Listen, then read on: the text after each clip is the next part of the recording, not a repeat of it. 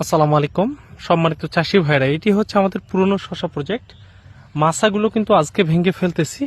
আমাদের টার্গেট ছিল ঈদের আগ মুহূর্তে ভাঙা, কিন্তু সময়ের স্বল্পতার কারণে কিন্তু তা হয়নি। আজকে কিন্তু মাছাগুলো কিন্তু ভাঙলাম। মাছা ভাঙার পর অনেকেই বলেন যে ভাই আপনারা এত কম খরচে কিভাবে মাছা তৈরি করেন। মূলত এই যে আমাদের যে বাঁশ বা খুঁটি যেগুলোকে বলি, এই যে মাছার এই খুঁটিগুলো কিন্তু আমাদের নষ্ট হয় নাই। এই যে এই খুঁটিগুলো কিন্তু আবার কিন্তু আমরা যখন শশা চাষ করব বা অন্যান্য মাছা জাতীয় সবজি চাষ করব, তখন কিন্তু আমরা এই খুঁটিটা কিন্তু আবার প্রয়োগ করব।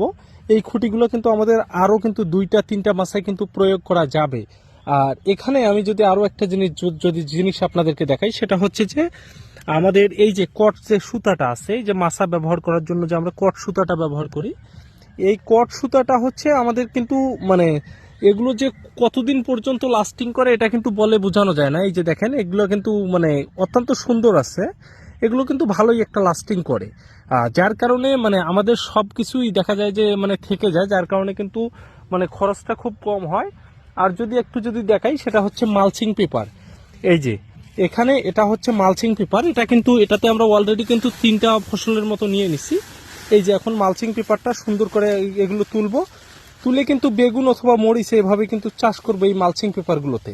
মানে প্রথম অবস্থায় আপনাদের খরচ বেশি হলে পরে খরচ কম।